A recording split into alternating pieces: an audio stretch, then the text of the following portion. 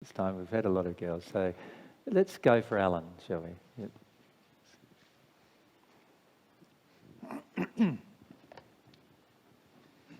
Sometimes I feel both, but I am a guy. But you feel that you're a girl. Is that what you're saying? A lot of those questions from the ladies relate to me, but yeah. They do. Like many of the men in the audience are completely detuned from all of their fears. However, their fears are often very different to a woman's fears. Yeah, which comes to my question. Yep. Some time ago, I experienced a relationship with a person which we would call a walk-in. She Yep. thought she was an ET. Yep. And my question is, I had a relationship with this person, Yep. and I want to know what the causal emotions for me, because I look at her as an effect in my life. She is, yep. Yeah, and I don't... I basically had enough of relationships at this time in my life, and I went celibate and So you'd almost decided you're not going to have any more relations the rest of your life, almost. Yeah, my best mate thought I was gay and go down that track, and I went, nah, I just can't do that. Yeah. I knew I was heterosexual. Yeah. So I did some ceremonies and did the natural love praying that I only wanted my soulmate. Yeah. And this, many months later, this lady turned up. Whom you thought was your soulmate at the time? Well, she thought I was her soulmate. Right, yeah. So And- she used the right terminology and everything. Yeah, interesting, AJ. I didn't find her physically attractive. Yep. But I found there was something in her that drew me closer to her. Of course. Yeah. And we ended up entering a physical relationship later on as well. Yeah. She had, this is the key point, she was the most developed person in love that I've ever met in my entire life. Yep. 27 years of trying to find out what this is about, Yep. being on the planet. And Yep. the only person who I've ever met in my entire life who's more developed in love than she is you. Right. Which I believe, in hindsight, that she's helped me find divine truth, find Right. you, Yeah. I guess. She, out of all the people that she could channel and communicate with, in her journal writing, which Yeah. was thousands of pages, Yeah. she talked about you, Jesus, more than anyone else. Yep. But she was in communication with some pretty out there beings from the Arcturian realms. And So she believed she was an ET. at the beginning of our relationship, yeah. So she meant. Yep. And then she told me some things about Chris, Yep. which is the person who came to Earth through the normal channel. Yeah. She was incarnated. Yeah. And Chris gave her permission for her to take over her body. So when I met her, she was Aisha. So her who's first Chris? name was Chris. Chris Is this is the Chris? female girl. Yeah. That's her. Yeah. That's how she was born. That was her Yeah, birth yeah, name. yeah. And then there was this. What was it? Aisha. How do you spell it? E-Y-E-S-H-E. EYESHE. Right. Yep. And I So was... Chris gave her permission to enter. Is this what you're Yeah, saying? she basically, the way she worded it was, through the Christ consciousness grid system, Chris gave her permission to enter her body because Chris didn't want to be here anymore.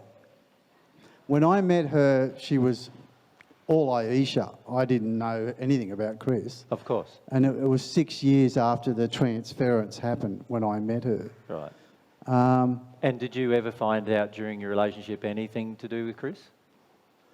Yes, through Anything the about her ex-husband and the daughter, I found out a little bit. So nothing from her. Nothing from her. Oh, yeah. Yeah, no, she was quite open to talk about Chris's life. Oh, okay. Yeah, Okay. yeah. Gotcha. So I guess I'm So trying to keep what's it... the question, Alan? Yeah, I'm trying to keep it short. Yeah, Because yeah. it's a whopper. Yeah. It's a whopper burger, you know? Well, it's already a whopper experience. Yeah, I can't get my mouth around it, yeah. The question is, why... Like, she wasn't afraid, like you display so much lack in fear, you know, and that really rocked my world. How she could present herself in public, and do and say and stand up for everything she said. Yeah. She didn't believe that she'd been here before. Yeah. And I felt different. I felt that she'd maybe died as a baby. Yeah, as a miscarriage. Yes, yeah. So my question is, what was in my soul that attracted this woman in my life? Like in my prayers, I was asking, on the New Age path, I would like to experience the highest divinity of the feminine aspect, being. Well, you got that, didn't you? I felt... Yeah, it was It just wasn't a roller real coaster. I did get that, definitely. Yeah. I don't know where she is now. We've obviously not together. That was a long time ago. But yeah. The reality is that there's some terrible things happening with her and her life, and with Chris, of course. Yes. And the fact is that Isha is not as loving as what you believe her to be. Yeah. The reality is she fed most of your addictions. And in doing so, made you feel like she was the most loving female you've ever met. Does that make sense? And this is one of the reasons why you attracted her. You attracted a spirit, Isha, who was willing to overcloak a person on earth, Chris. And Chris, of course, was willing to engage the process because Chris didn't want to live on earth anyway. And so this person, who was actually Chris, absconded, left herself to the extent that she allowed this Isha to overcloak. Now, this is because Chris didn't want to feel a lot of emotions. She didn't want to feel a lot of her life, a lot of experiences she was having. She didn't want to feel almost everything about her life. And as a result, she didn't want to be even in her own body. And as a result, this allowed her to allow this spirit, Isha, to overcloak her to such an extent. Does that make sense? Now, the question for you know probably what's going on with all that now, right? You understand what happened. By the way, I wouldn't say she is loving this spirit. The spirit is a spirit who is willing to overcloak another person. She gained permission, that is true, but she was willing. When I say gained permission, Chris did not want to live in her own body. So that automatically means that the spirit felt they had permission to take over the use of the body. Does that make sense?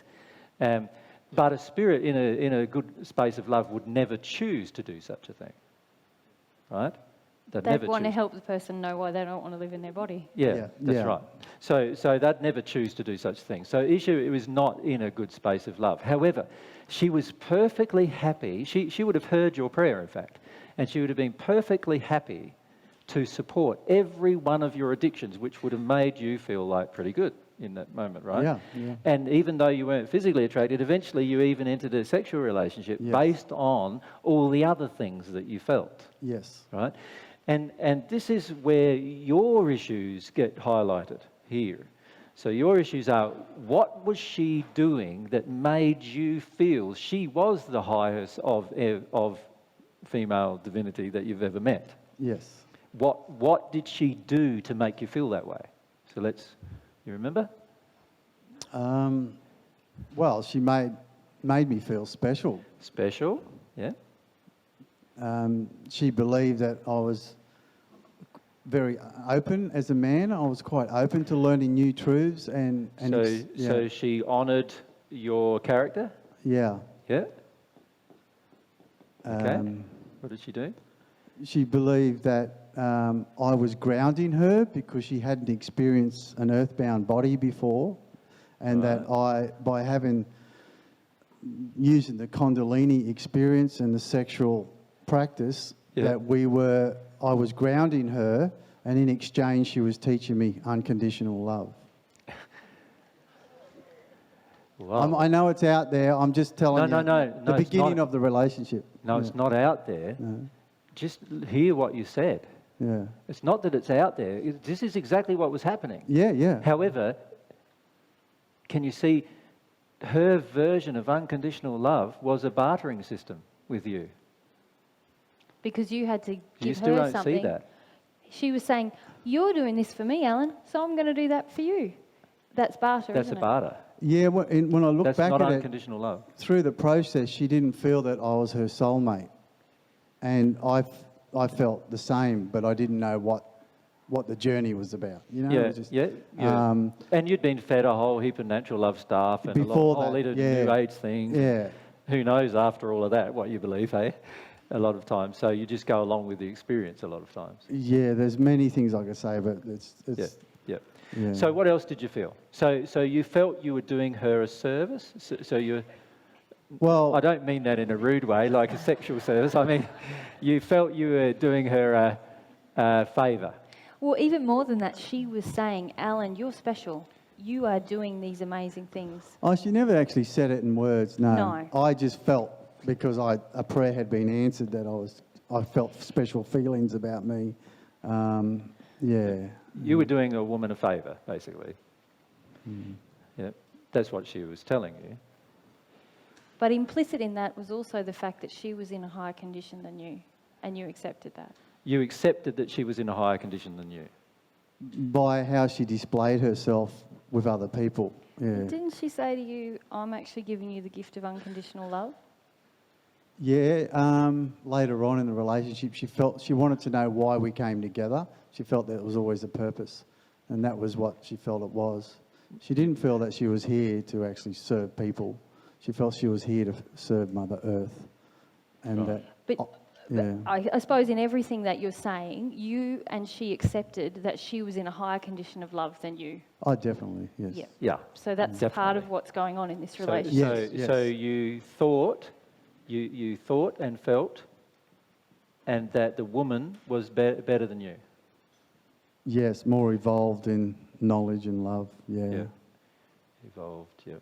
Okay, that's good. Yep. I don't, by the way, feel that she led you to divine truth.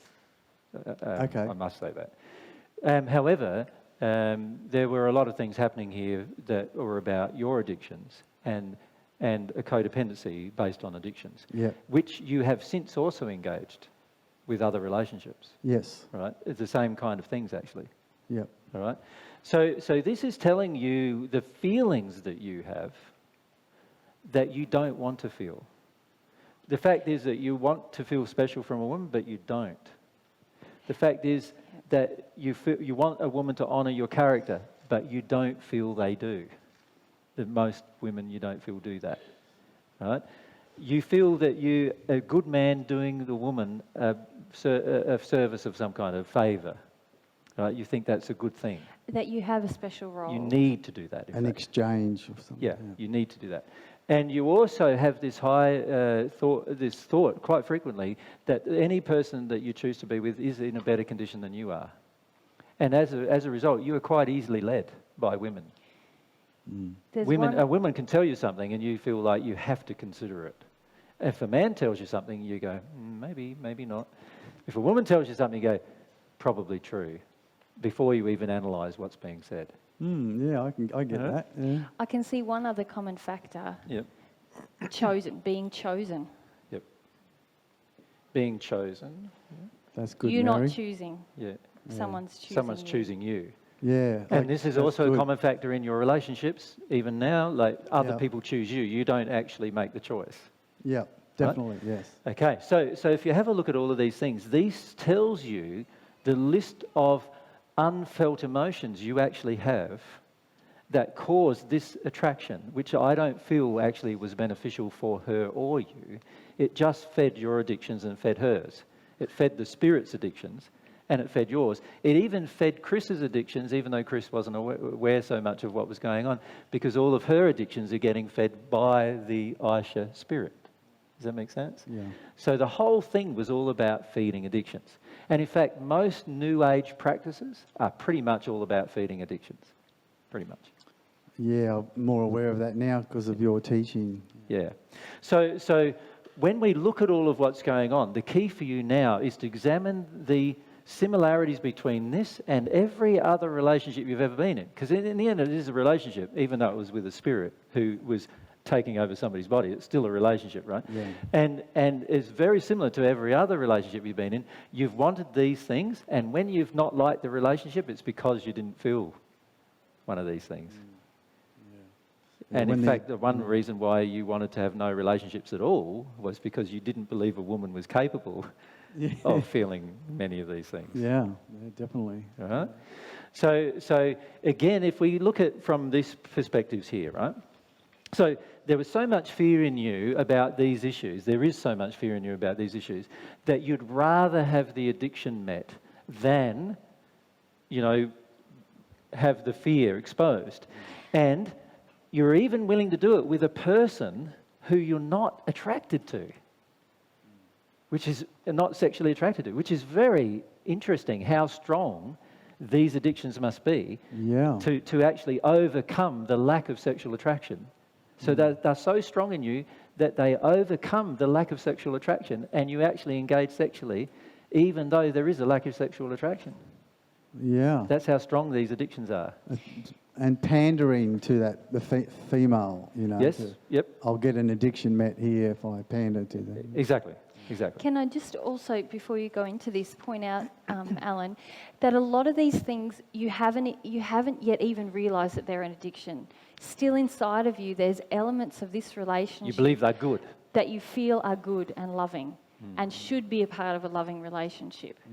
And if you want to grow towards God and heal yourself in love and actually have your soulmate relationship be really beautiful, it's going to require examining each of these things and say, is that really loving, or is that, something I'm avoiding in this interaction, in this emotional exchange? So if you look at some of these things, like even the thing you raised about being chosen, that's about all you. It's about you not wanting them have to make the choice yourself. It's about having a lack of personal responsibility, right? Yeah. When it comes to relationships. So every single one of these things is something going on inside of yourself that you wanted an addiction met with. And this spirit, seeing all of these addictions, remember a spirit can see all of the colours of every addiction and they know exactly what these addictions mean. And all they have to do is feed every one of those addictions and you'll feel like you're the most loved person on the planet. And I did at the time, Yeah. I feel I've manufactured most of them because of the lack of love I had in my childhood from my mother. I agree. And this is all about stuff that you didn't feel when you were a child. yeah, and didn't. Yes, right. So But may we point out, as Mary pointed out to you just now, and I don't think you really truly have got it, you still believe all of these things are good. You still want them all. And each relationship you've engaged since, you've engaged at the beginning because you thought you had it. Each of those things. And then after a while you realise, maybe I haven't, Yeah. But each time you've always sought these particular things. And in fact, these things prevent you from identifying your soulmate. And I feel they take me away from my true self. They do, greatly, yes, of course. And I'm just becoming more aware of that now. Yeah. So if we look at, again, using the exercise of your will here, see, if I had faith that I needed to deal with my emotions and find my emotions, and I had the humility to do so, can you see whenever you felt special with a woman, you'd go, oh, this is interesting because this is one of my addictions, right? And you wouldn't want to meet this addiction anymore. You'd go, there's something wrong here. I'm feeling attractive because she's making me feel special. Not necessarily because I'm sexually attracted to her and I'm attracted to her other qualities and other attributes. It's basically because she's making me feel something that I desperately need to feel. And I don't feel able to feel without her, in fact. And this is where it's imperative that you're truthful with yourself, right? And I don't feel you are being truthful with yourself even now. So as Mary's pointed out, you're aware that this is what's happened, but you're not truthful with yourself about the actual addictions that have driven it. You still see these things as, many of them as good things. You still see many of these things as things that you're seeking for in a relationship, not being aware that these are actually telling you what your addictions are all about. And you're willing to engage a relationship with a person who might not even be there and has been overcloaked in order to have many of these things met. And so what happens in this case is the spirit notices you with all of these injuries And she goes, okay, it's going to be really easy to have a relationship with this guy, hey? All I got to do is make him feel special, honour his character, connect with show him how he's doing me a favour, and honour honour that, honour the favour that's happening, and all I've got to do is suggest to him that he's perhaps not quite as involved as myself, and that's why he doesn't really, know what his attractions are. And also make him feel like he's been chosen by me for a certain purpose, and that's going to make him feel really good about himself, something that he wouldn't normally feel. And if I'm a woman spirit and I do all that for you, you'll fall over backwards, You'll even spread your legs, as the saying goes, like, from a female perspective. You'll even go to bed with them as a result. Does that make sense? Yeah, that lack of love sells the soul out pretty short. Exactly. And this is indicating to you, actually, that there is a lack of self-love, a deep lack of self-love inside of yourself.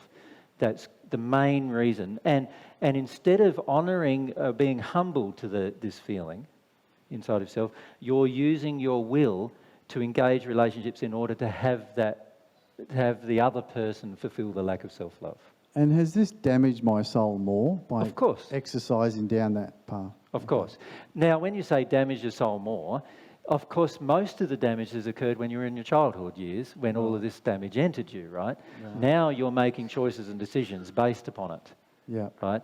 And the choices and decisions you're making based upon it are just acting out the damage that's already there. Right. Does that make sense? Yeah. My suggestion is to stop acting out the damage that's already there and now start repairing the damage, which will take you having a lot more strength of character in this regard than you've had before. Yeah. Yep. Yeah. Thank you. Yes.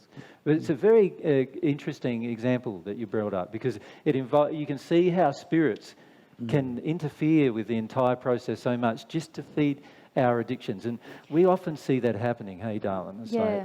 It's also really interesting, I feel, for a lot of us. Remember earlier I was saying to Karen how I used to believe the absence of fear, that was me feeling loved and happy. And I realise now that wasn't real at all. That was just me avoiding some stuff, and I felt a little bit relaxed and relieved. And as I pointed out to you, Alan, about a lot of these things, you still have a feeling inside when you get them. Oh, I'm being loved. That's love. I was getting a good feeling from it. Yeah, and this is where I feel us becoming more self-aware. Eventually, we begin to feel when an addiction is being met, ooh, that feels a bit icky, It doesn't feel like love anymore. No. But for a long time in our life, it can feel like love, and it requires sort of self-reflection and really becoming more sensitive to ourselves to start to discern, am I getting something met here, or is this actually feeling unconditional? Yeah. So it's good for all of us to recognise maybe we don't really know what love is yet. Definitely. Yeah. When we have issues of self-love too, if I can point this out, issues of self-love cause us to believe that other people are of greater development than they actually are. So we then become very susceptible to being influenced by other people when we believe ourselves to lack development in self-love, when we lack development in self-love, and we believe other people to be better developed in love. And the problem with that is we become very suggestible, right? In other words, a person only has to make a suggestion to us, and before we know it, we're doing what they've suggested, even if it's out of harmony with these particular, qualities. We still go ahead and do it. And can I say that to everyone generally? Because, Alwyn, really that's something that happened to you, wasn't it? Someone suggested something to you and it sent you into this self-doubt and allowed a lot of self-punishment to come in. And which is an indication of how suggestible you are. Yeah. Someone else I was speaking to yesterday, and I said, well, who's given you? They had the same situation. They felt they were growing in something. They felt they were making more actions in harmony with truth and less addiction. And they got feedback from someone to say that they were horribly in addiction. And I said, well, who gave you this advice? Do you see them reflecting in their life qualities that you would like to have? If they're giving you advice about a relationship, are they even in a relationship? And if they are, is it a happy one? Because if it's not even really logical, is it? It's sort of asking a kid in the first year of school to teach me handwriting. You know, he's just learning himself. Like, we could get together and maybe experiment together, but if I start taking all of my cues from him and he's still learning how to form an A, my A's are going to start to look a bit chonky themselves. My A's do look a bit chonky, but... English is not our first language. No. We don't have a third language either, which is a problem. Yeah. Mary does, but I don't. Not very good in them either. Yeah. Yeah. So, what was I saying? Sorry. Yeah. That's all right. Just about, you know, being open to the suggestion of people who maybe don't have our best interests at heart, because they're trying to get an addiction met through the exchange. Oftentimes, too, they don't know they don't have our best interests at heart. So look at their life. Like, if a person is advising you of how to stay together in your marriage or work through marital issues, and the person is not in a relationship themselves that's happy, then how can they advise you to work through issues? It's obvious their attraction is showing them that they're not either in a relationship or they're not in a relationship that's happy, so they really are not capable of giving you appropriate advice, ever, actually, until they go through the process of having a relationship themselves and working through the issues that cause it to not be happy, until it becomes a happy relationship. Or if you notice they're in an addictive relationship, you know, everyone's feeding each other's addictions, and they're giving you advice, all they can really do is give you advice of how to meet each other's addictions. That's all they can do. They can't do anything else for you. So be very careful about accepting advice aside from the advice the law of attraction is bringing you. Remember, the law of attraction is God's law. The law of cause and effect is God's law. These laws are giving you the right advice. A person coming along and speaking to you may be giving you the right advice or may be in error, depending on what they themselves have dealt with in their life, and depending on their personal situation and depending on what growth they have made, they might be able to give you advice. But this is where it's difficult on earth compared to the spirit world, because in the spirit world, you see the brightness of the individual giving you the advice. And so therefore you're about to go, okay, I'm pretty dark and he's pretty bright, so it's probably worth listening to him, right? But here on earth, because we can't feel love as God transmits it, in other words, we don't feel God's love, we have an addictive relationship with love. In other words, we believe, as you've pointed out, Alan, you believe certain things are love when they're actually not, right? And all of us on earth who have this problem, we believe that certain things are love when it's not. So then we assume, as a result of that that person is more loving when they're not. The only person who we could really compare that with is God at the end of the day. What would God do in our situation?